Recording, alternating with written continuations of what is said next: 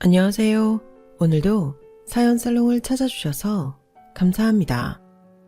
저는 경기도 용인에 살고 있는 60대 후반의 여성이에요. 저는 소위 말하는 없는 집에서 태어나 경제적으로는 조금 힘들게 자랐지만 원래 좀 긍정적인 데가 있어서 웬만한 일은 잘 흘려보내는 성격이었어요.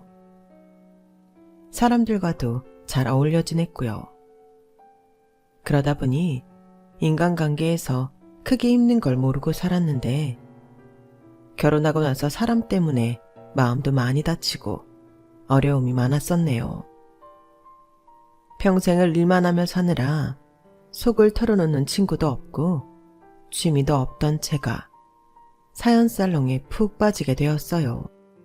많은 사람들이 사연을 들으며 공감도 하고 제 예전 일을 떠올리기도 했네요. 보아하니 사연 보내시는 분들이 임금 님기는 당나귀기 하는 심정 같은데 저도 오늘은 제 이야기를 한번 해볼까 해요.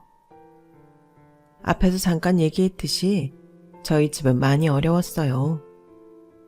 70년대, 80년대 배경 드라마에 줄곧 나오는 반지하집 있잖아요. 제가 그런 데서 살았죠. 고등학교만 졸업하고 회사에 격리를 취직했고요. 회사 생활은 재미있었어요. 제가 번 돈으로 제 옷도 사고 필요한 거 사고 부모님 용돈 드리는 재미도 쏠쏠했고요. 지금 수준에서 보자면 제가 버는 돈이 정말 형편없이 적은 건 분명했어요. 하지만 사람이 마음먹으면 다 된다고 그 적은 돈으로 저는 부모님 용돈 드리고 제 생활비 쓰는 걸 다 할 수 있었어요.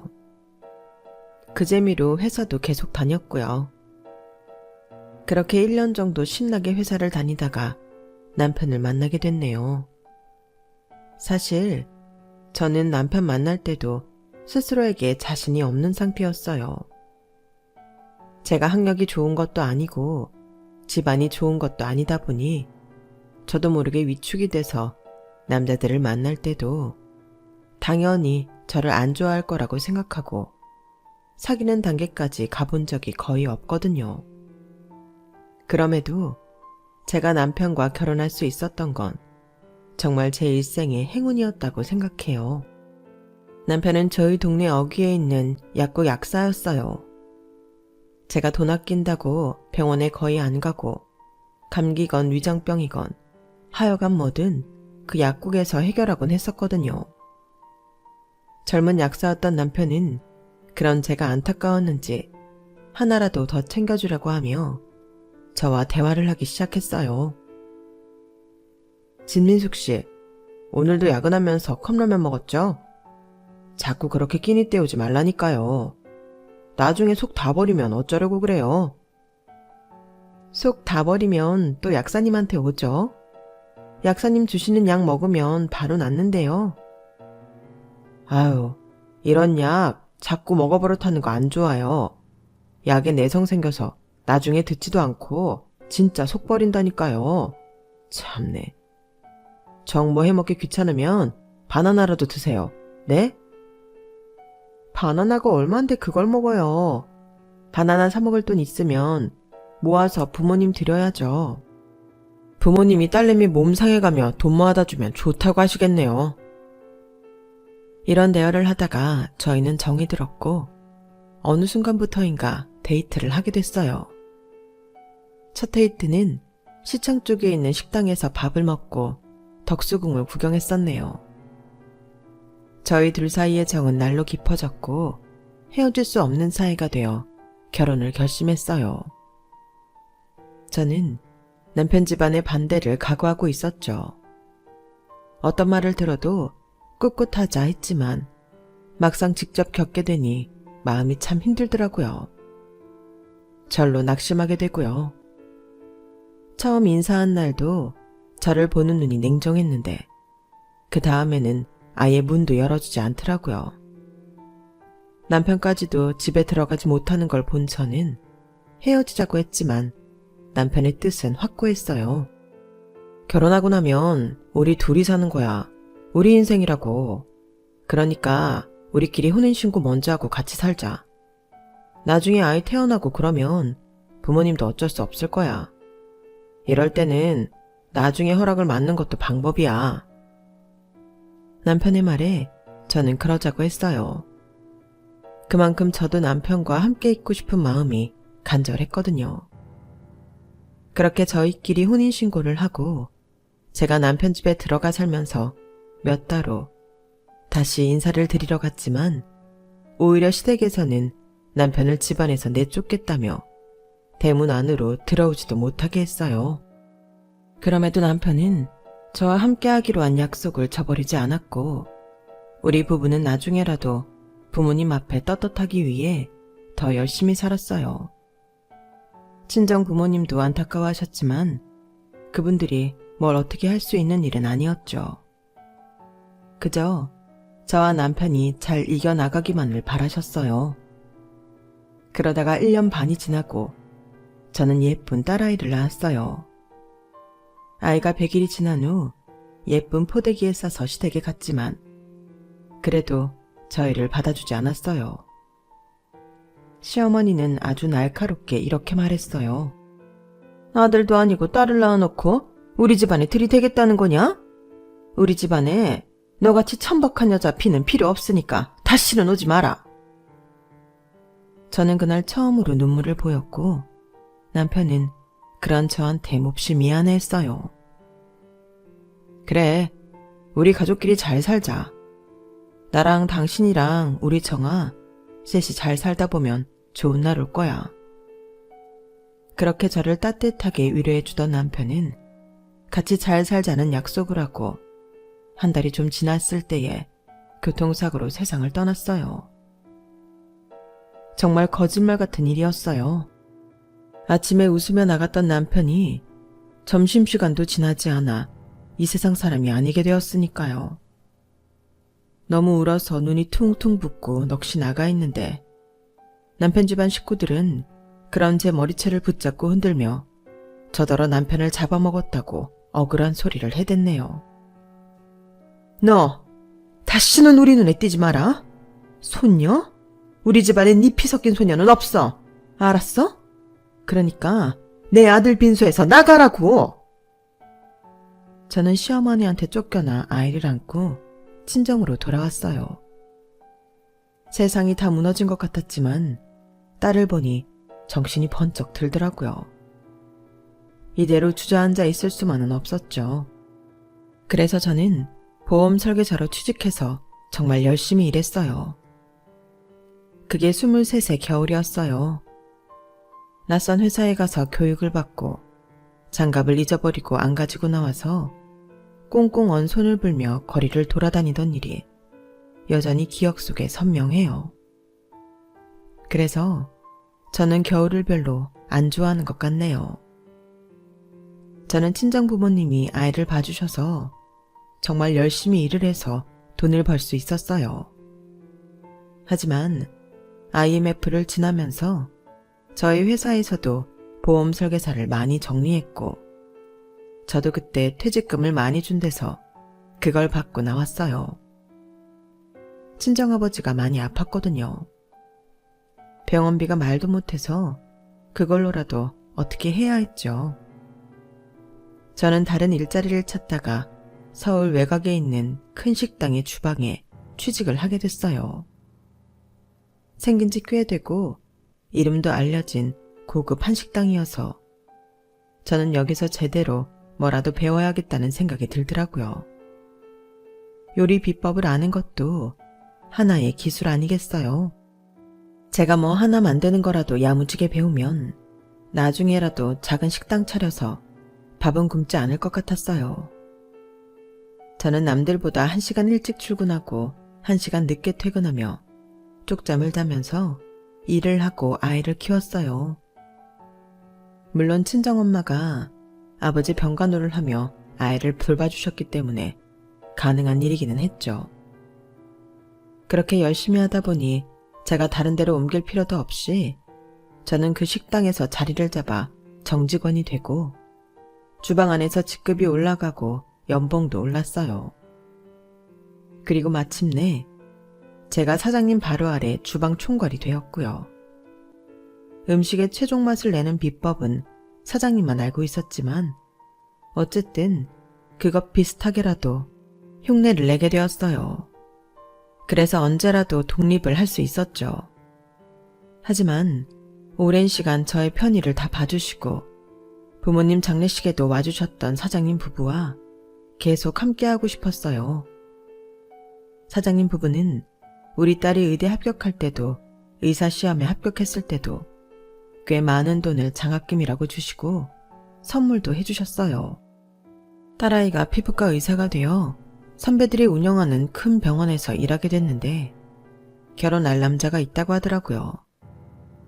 그 말을 듣는데 갑자기 지나온 세월이 눈앞을 쭉 스치고 지나가더라고요. 딸이 결혼한다는 게 왜 그렇게 감동이 되든지요. 엄마, 울긴 뭘 울어. 나 결혼한다니까 섭섭해서 그러는 거야?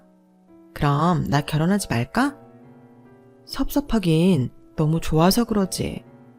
안 그래도 네가 하도 남자 사귀는 기색이 없어서 아빠 없다고 제가 결혼 안 하려고 하나? 조바심이 났다고.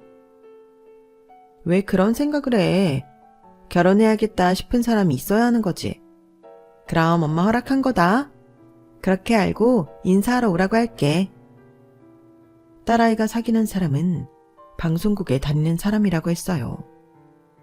방송국이라고 뭐 PD나 촬영하는 사람은 아니고 거기 사무인지 행정을 보는 사람이라네요. 딸이 있는 병원 근처가 방송국이 많은 지역이었어요. 그래서 딸 병원에 왔다가 사귀게 됐다고 하더라고요. 의사들은 의사끼리 결혼할 확률이 더 높다고 하던데 딸아이는 전부터 같은 직업 가진 사람하고 결혼하고 싶지 않다고 하더니 정말 다른 일 하는 사람을 만났더라고요. 제가 딸 결혼을 찬성한다고 하자 딸은 저한테 일을 그만두라고 했어요.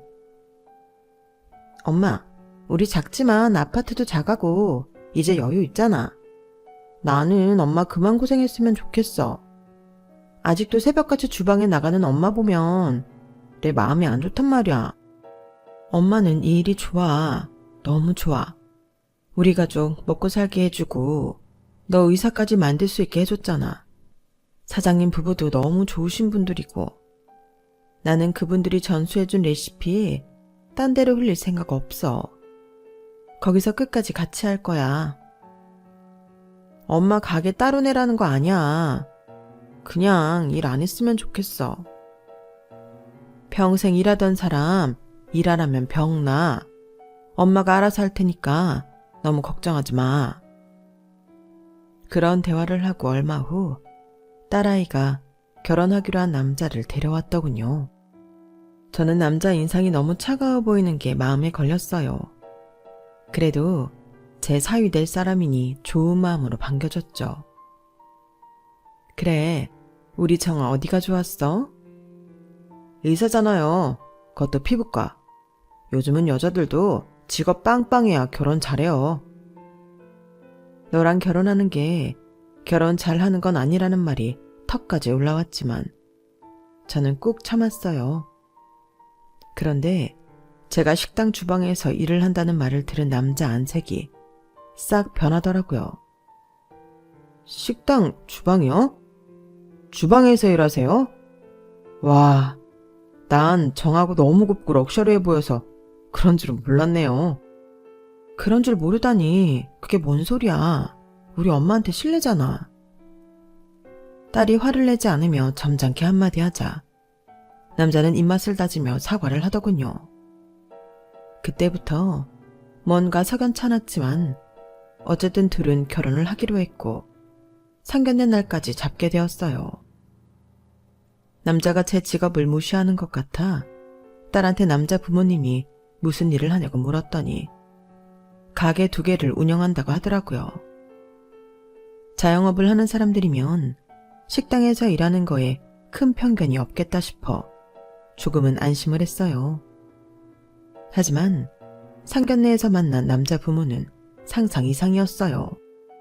일단 저와 악수도 하지 않았고 제가 만나서 반갑다고 말을 건네는데도 자기들 먼저 자리에 쑥 앉아버리더라고요. 딸도 그때부터 표정이 굳었고요. 남자 쪽 부모는 싸늘하게 밥만 먹었어요. 그 비싼 밥을 먹는데 맛도 모르겠고 분위기는 어색하기만 했네요. 그러다가 마무리로 차가 나오자 그제야 남자 어머니가 말을 꺼내더라고요. 정아 아버지는 아주 어릴 때 돌아가셨다고요? 뭐 하시던 분이었어요? 네, 우리 애 둘도 되기 전에 갑작스러운 교통사고로 돌아가셨어요. 약사였고요. 어머, 약사씩이나 되는 분이 어떻게 식당일 하는 사람하고 결혼을 했대? 신기하네. 남편을 만날 때는 회사에 다녔어요. 격리를 했고요. 그 후로 보험회사에 다니다가 IMF로 땡땡 식당에서 일을 했죠. 네, 그 식당 저도 알아요. 거기는 뭐 알만한 사람은 다 알기는 하죠. 남자 어머니가 마치 제 길을 누리려는 것처럼 말을 하는데 남자 아버지도 거들더군요. 그렇다고 정아 어머니가 거기 매니저나 사장은 아니잖아요. 저희는 참 프랜차이즈를 2개 하고 있는데요. 그래도 우리는 사장이란 말이죠. 사돈 될 사람이 식당 주방에서 일한다고 말하기가 참 껄끄럽습니다. 딸아이는 얼굴이 벌겋게 달아올랐고 저는 그 아이가 혹시라도 무례한 행동을 할까봐 딸 손을 꽉 잡으며 가만히 있으라는 신호를 보냈어요. 그렇게 식사 자리는 불편한 분위기로 끝이 났고 모두들 각자 집으로 돌아가려고 할 때 남자 어머니가 저를 잠깐 보자며 주차장 구석으로 불러내더군요. 그 여자는 팔짱을 딱 끼고서 사람을 깔보는 시선으로 저한테 말했어요. 저희가 고민을 많이 했어요. 정아는 괜찮은데 집안이 영 그렇잖아요. 어쨌든 피부과 의사이고 돈도 잘 벌 테니까 지들끼리는 잘 살겠다 싶은데요. 우리는 또 그게 아니잖아요. 그래서 저랑 남편이 생각한 게 있는데요.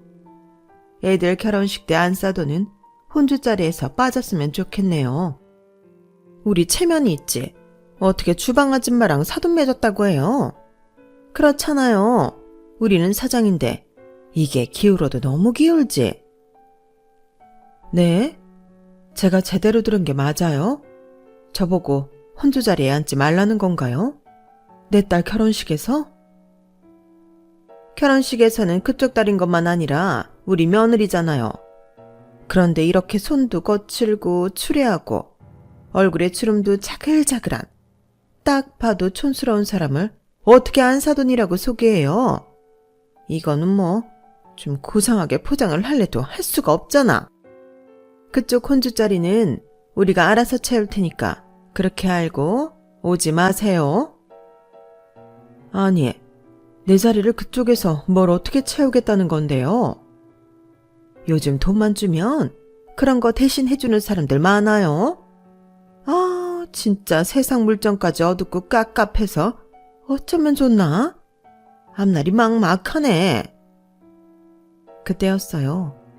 제 뒤에서 딸아이의 화난 목소리가 쩌렁쩌렁 울렸어요. 그렇게 앞날이 막막하면 관두세요. 우리 딸 목소리가 어찌나 큰지 저도 그렇게 화가 난 모습을 생전 처음 봤네요. 딸이 화가 나서 성큼성큼 다가오자 남자애도 저만 치서 얼른 딸한테 다가오더군요. 아까 식사 때부터 참고 듣고 있었는데 진짜 해도 너무하네요.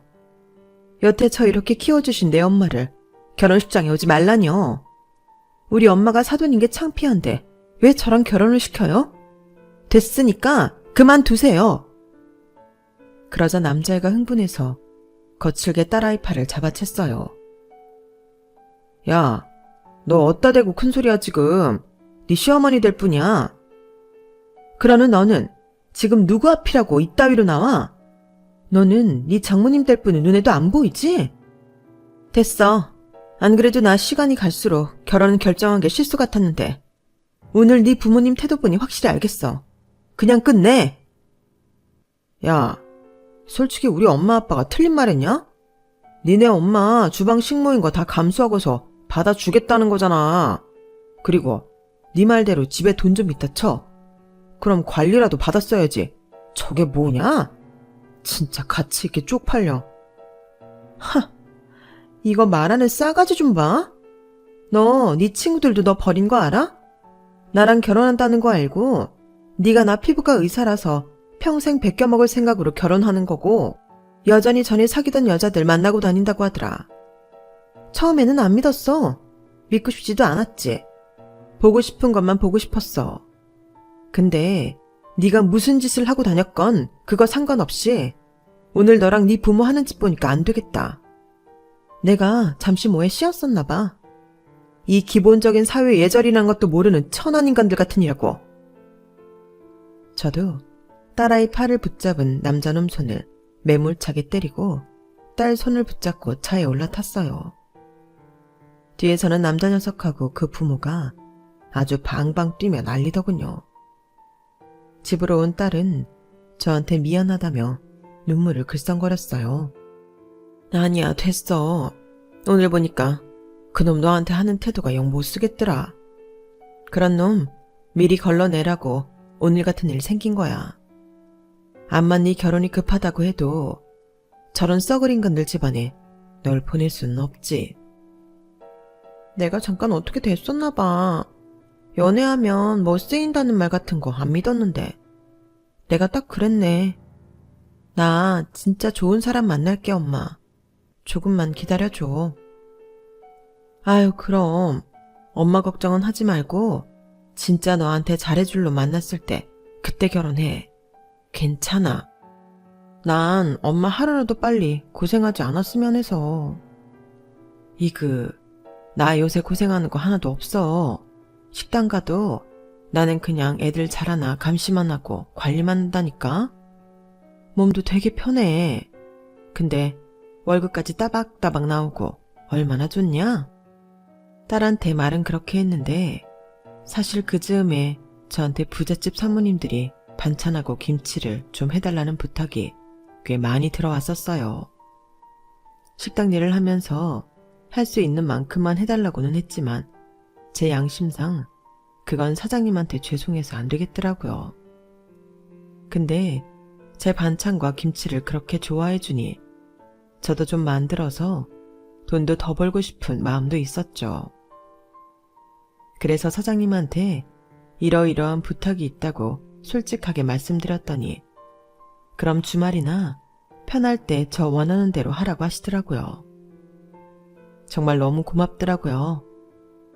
저는 주말에 제가 만들 수 있는 양만큼만 주문을 받아서 반찬과 김치를 만들어 팔았어요. 저희 집 근처까지 와서 받아가시는 분들도 있고 착불로 택배로 붙여달라는 분들도 있었어요. 그런데 어느 날 분당 사는 어느 사모님이 급하게 손님을 치르게 됐다며 바로 그 주말에 만들자마자 직접 갖다 줄 수 없냐고 하는 거였어요. 그러면서 수고비도 더 주시겠다고 하시더군요. 저희 식당 단골이기도 하고 제 손맛을 좋아하는 분 부탁이라 안 들어드릴 수가 없었어요. 저는 바로 갈비찜에 며칠 전 만들어 놓은 김치와 닭강정까지 해서 택시를 타고 분당에 있는 그 사모님 아파트로 갔어요. 딸아이한테 부탁하면 왜 힘들게 반찬을 해주냐며 뭐라고 할 것 같아서 택시를 이용했죠. 그 아파트 단지 앞에서 내려서 관리인한테 말하고 들어가려는데 단지 안쪽에서 낯익은 사람이 나오는 거 아니겠어요. 바로 딸아이랑 결혼할 뻔한 남자 어머니였어요. 그 여자는 저를 보더니 눈을 시뻘겋게 뜨고는 관리실 앞까지 막 뛰어오더군요. 이봐요. 여기 이 여자 들어보내지 마요. 식당 주방에서 일하는 식모라고. 저 생긴 거 봐 저거. 깨제제 해서 몸에 음식 냄새 풀풀 나고. 절대 못 들어오게 해요. 우리 아파트 품이 떨어지니까. 음식 냄새는 내가 여기 사모님 부탁받고 음식 해왔으니 나는 거 아니겠어요? 당신이랑 나는 이제 아무 상관없는 사이인데 왜 이래요, 유치하게? 근데 왜 여길 기어오냐고? 우리 아들 놓친 거 아까워서 염탐하러 온 거 아니야? 나 참 기가 막혀서. 댁 보기에는 댁아들이 대단하지. 다른 사람 눈에는 안 그렇거든? 난 진짜 주문받은 음식 가지고 온 거니까 저리 비켜요. 웃기시네. 들어오긴 어딜 들어와? 하더니 여자가 저를 뒤로 확 밀쳤고 그 바람에 저는 넘어지면서 음식들을 땅에 떨어뜨리고 말았어요. 다행히 닭강정은 무사했지만 갈비찜은 국물이 다 흘렀고 김치는 안에서 봉투가 터졌더라고요. 아니 진짜 이게 뭐 하는 짓이에요? 경비원, 당신 돈 받고 하는 일이 뭐야? 저런 인간 내쫓으라고 그 자리에 앉혀놓은 건데 뭐 하자는 거야? 빨리 안 쫓아내! 막무가내로 소리를 지르며 방방 뛰는 여자 때문에 경비원도 너무 난처해 하더라고요. 주민한테 잘못 보이면 자기 자리가 잘리니 제 편을 들 수도 없었고요. 저는 어쩔 수 없이 음식들을 경비원한테 맡기고 그 사모님한테 잘 전달해달라고 했어요. 사정 설명은 제가 한다고 했죠. 그렇게 집에 오면서 전화로 사모님한테 설명을 했고 사모님은 굉장히 미안해했어요. 집에 온 저는 민망하기도 하고 분하기도 해서 어금니를 악물게 되더군요. 속이 상해서 자리에 들어 누웠는데 딸아이가 오는 소리가 들리더군요. 엄마, 요즘 무슨 반찬 배달 같은 거 해? 분당하지 마, 내 동교 어머니잖아. 나 오늘 있었던 일 다 들었어. 그러게 왜 그런 일을 하고 그래. 엄마가 그런 거 해야 될 만큼 돈 아쉬운 거 아니잖아. 아유, 내 음식 입에 맞아 좋다는데 해줄 수 있으면 해주는 거지. 그리고 뭐 공짜로 하니? 돈도 받는데. 그래도 힘든 일 하지 마, 엄마. 나 너무 속상해. 저는 딸한테 안 하겠다 약속을 하고 말았어요. 딸은 그 남자 엄마한테 완전 분노하더라고요. 어떻게 사람이 그럴 수 있냐면서 말이죠. 저는 똑같은 사람 되지 말고 그냥 지나치자고 했어요. 절대 부업은 안 하겠다고 했고요. 그렇게 저는 식당만 왔다 갔다 하며 몇 달을 보냈어요. 그러던 어느 날 딸아이한테서 연락이 왔어요. 엄마, 오늘 어버이날이잖아. 우리 오늘은 밖에서 보내자. 내가 엄마한테 뭐 보여주려고 준비했거든? 그러니까 지금 얼른 나와. 그래? 우리 딸이 보여준다는데 그게 뭔지 몰라도 가야지. 알았다. 조금만 기다려. 응, 엄마. 내가 택시 불러놓을 테니까 집 앞에 도착하면 타고 와. 그렇게 딸이 불러서 간 곳은 회사들이 많은 빌딩가였어요. 제가 택시에서 내리자 딸아이가 어디선가 톡 튀어나와서 얼른 제 앞으로 오더라고요. 여기가 어디야? 여기 죄다 회사들만 있는 동네 아니냐? 맞아. 엄마가 꼭 봐야 될 게 있어. 그러더니 딸은 꽤 고급스러운 건물로 들어가 데스크에 뭐라고 말하더니 엘리베이터 쪽으로 저를 데려갔어요. 거기에 한 곱상하게 생긴 청년이 저를 보더니 얼굴을 붉히며 수줍게 인사를 하더군요. 엄마 인사해. 나랑 같은 피부과 의사. 나보다 1년 후배. 그래? 반가워요. 근데 오늘 무슨 일로 왔어요? 아, 제가 어머니도 꼭 보시면 좋겠다고 정한테 말했거든요. 아, 죄송합니다. 제가 평소처럼 선배한테 반말을 해서. 아, 그런 건 괜찮아요. 친하면 그럴 수도 있지 뭐. 딸아이와 그 청년은 19층에 있는 어느 사무실로 저를 데려갔는데 거기에는 뜻밖에도 딸과 파혼한 남자의 부모가 앉아 있었어요. 그 사람들은 저를 보더니 놀라서 눈이 동그래지더군요. 아니, 그쪽들은 여기 무슨 일로 온 거야? 얘, 너 우리가 여기 오는 거 알고 있었어? 그래서 네 엄마 데려온 거야? 남자 엄마가 먼저 말도 안 되는 소리를 하자 그놈 아빠도 한마디 하더군요. 우리 애한테 미련이 있어서 어떻게 여기까지 쫓아왔나 본데. 이런다고 우리가 마음을 돌릴 것 같으냐? 애초에 네 직업만 아니었으면 너 같은 거 쳐다도 안 봤다. 그 말에 그 순에 빠지게 생긴 청년의 표정이 무섭게 변하더니 아주 단호하게 이러더군요. 남의 예비 아내한테 함부로 말하지 마세요. 두 분이 왜 여기 와 계신 줄 아세요? 바로 저희 아버지 만나려고 오신 거예요. 저는 이게 다 무슨 소리인가 하고 어리둥절해서 딸을 보았더니 딸은 나중에 다 설명하겠다며 조금만 기다리라고 하더라고요. 그 전남친 부모도 놀라서 서로 얼굴만 쳐다보는데 바로 인상 좋고 체격 좋은 나이 지긋한 남자분이 들어오시더군요. 제가 땡땡식품그룹 대표입니다. 저희 와인바 프랜차이즈 운영하시는 분들 맞으시죠? 거기 저희 기준에 안 맞는 질 낮은 와인 비싸게 받고 위생 상태 엉망에 몇 달 전부터는 월세도 계속 밀려있다면서요. 제가 살펴보니까 작년에도 한번 본사에서 안주 용량 적게 내놓는 거 하고 위생 때문에 경고 들어갔다던데 갈수록 더 심해지네요. 저희 매장 해약하셔야겠습니다. 이거는 계약 파기 조건에 당연히 들어가는 거니까요. 혹시라도 뭐 억울하다거나 하고 싶은 말씀 있으시면 변호사 통해서 하시기 바랍니다. 청년의 아버지가 대표라는 것도 놀라웠는데 두 사람한테 한 말도 너무 놀라웠어요. 그러고 보니 저 사람들이 치킨집하고 무슨 프랜차이즈 사장이라고 거들먹대던 게 생각나더군요. 그 프랜차이즈가 바로 와인바였던 거죠. 아, 그리고 저기 계신 저분한테 그렇게 무례하게 구셨다면서요. 저분 곧 제 사돈 되실 분입니다. 우리 아들하고 정아가 결혼을 한다고요.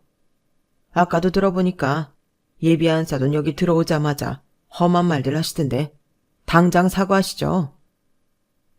저도 놀랐지만 그 두 사람 얼굴이 하얗게 질려서 입만 뻐끔대고 있는 게 참 볼만하더군요. 겨우 여자가 입을 떼더니 이렇게 말했어요. 아니, 여기는 비즈니스 자리인데 무슨 이런 사적인 감정을 끌어들이세요? 이번 해약 건도 이렇게 감정적으로 하는 거라면 저희도 가만히 못 있습니다. 저희가 왜 이런 자리에서 저 사람한테 사과를 해야 되나요? 저를 뭐라고 불러야 될지 몰라 여자가 더듬대면서도 고개 빳빳하게 들고 항변하더군요. 그러자 그 대표라는 분은 얼굴이 일그러지며 주먹으로 책상을 무겁게 탕 쳤어요. 그 소리에 두 사람은 바로 쫄더군요. 저 사람이 뭡니까? 저희 안사돈 될 분한테 사모님이라고 부르세요.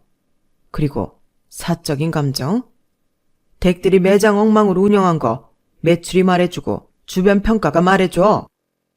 여기 보고서에 다 나와 있고 우리 회사에서는 당신들한테 기회 많이 준 거라고. 근데 이렇게 인성까지 엉망이라니? 요새 인성 파탄인 거 소문나면 본사까지 싹 망한다고. 그러니까 우리 계약은 이걸로 끝내고 얼른 저분한테 사과하고 나가기나 해요. 그래도 두 사람이 우물쭈물하며 버티자 대표님은 화가 나서 이렇게 말했어요. 내가 이렇게까지 안 하려고 했는데 당신들 치킨집 있는 건물 말이야. 그거 내 친구 건물이야. 내가 그 친구한테 당신들에 대해 얘기 좀 할까? 아님 당신들 어떤 종자들인지 좀 듣던가. 이쪽 바닥에 발도 못 붙이게 할 수 있어. 그제야 두 사람은 자리에서 일어나 쭈뼛대며 저한테 오더니 허리를 숙였어요. 여자가 겨우 입술을 달싹대며 이렇게 말하더군요. 죄송해요, 사모님. 언짢으셨다면 실례했습니다. 예, 저희가 몰라봤습니다. 사모님을 무시했던 거 다 사과드리니 저희 먹고 살게만 해주십시오. 그러자 청년이 나서며 말했어요. 그런 건 우리 장모님한테 부탁하실 입장이 아닌 것 같습니다. 이제 돌아가 주시죠. 두 사람은 혼이 빠진 모양새로 사무실을 나갔고 전 얼른 이게 어떻게 된 건지 딸한테 물었어요. 그랬더니 대표님이 좀 전과 다르게 아주 부드러운 미소를 지으며 말씀하시더군요. 아, 글쎄, 우리 영호가 따님을 오랫동안 좋아했다지 뭡니까? 근데 결혼한다고 했다며 그렇게 혼자 술 마시고 방황하더니 따님 결혼 안 한다는 소리에 바로 고백했대요. 따님도 좋다고 했고요. 아니, 청아야, 그런 일이 있었으면 엄마한테 바로 말을 하지 그랬어. 좀 더 확실해지면 얘기하려고 했어. 저번에 엄마 분당 아파트 일 있었을 때부터 사귀었는데 뭔가 결정되지 않은 상태로 엄마한테 말했다가 또 실망시킬까 봐. 사람 만나고 사귀는데 실망할 게 뭐 있다고. 잘 되면 좋은 거고 또 그놈처럼 보내면 보내는 거지. 아무튼 잘 됐네. 좋은 사람 같아. 우리 딸 잘 부탁하네. 별 말씀을요. 저도 잘 부탁드리겠습니다, 장모님. 저는 이렇게 졸지에 예비사위와 예비사돈을 함께 만나게 되었어요. 무엇보다도 세 사람이 저 속 풀어준다고 이런 자리를 만들어준 것도 고마웠고요. 정말 나쁜 짓 하면서 살지 말아야겠다고 생각한 게 그 사람들이 하던 프랜차이즈 그룹 대표가 우리 딸 시아버지가 될 사람인지 누가 알았겠어요. 세상은 참 돌고 돌아 모든 게 다 자기한테 돌아온다는 걸 실감했네요. 그렇게 그날 세 사람과 밥도 먹고 좋은 시간을 보내고 돌아왔는데 그 썩을 놈의 부모가 저를 찾아왔더라고요. 이제는 아주 대놓고 저한테 싹싹 빌더군요. 사모님, 제발 용서해 주시고 말씀 좀 잘해주세요. 저 이거 해약하면 위약금도 그렇고 빚도 많아서 앞으로 생계가 막막해져요. 치킨집도 건물주인이 자리 빼달라고 하고 회사에서는 이미 다 결정 났다고 저희 상대도 안 해주네요. 저희가 잘못했어요. 한 번만 봐주세요. 예, 사부인. 우리 집사람의 결례를 많이 했는데 그런 거 사람 살다 보면 다 있는 일 아니겠습니까? 노여움 푸시고 마음을 좀 넓게 가지세요. 아니, 지금 부탁을 하러 온 거예요? 저를 훈계하러 온 거예요? 제가 마음이 좁아서 댁들이 재산 날리게 생긴 게 아니잖아요.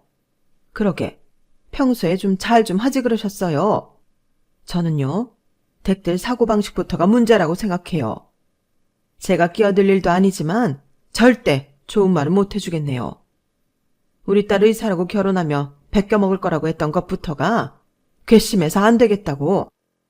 제가 두 사람을 제치고 집으로 들어가려고 하자 두 사람은 제 옷자락을 붙잡고 놔주지를 않았고 결국 아파트 경비가 경찰에 신고를 하고 나서야 두 사람은 도망치듯이 자리를 떠났어요.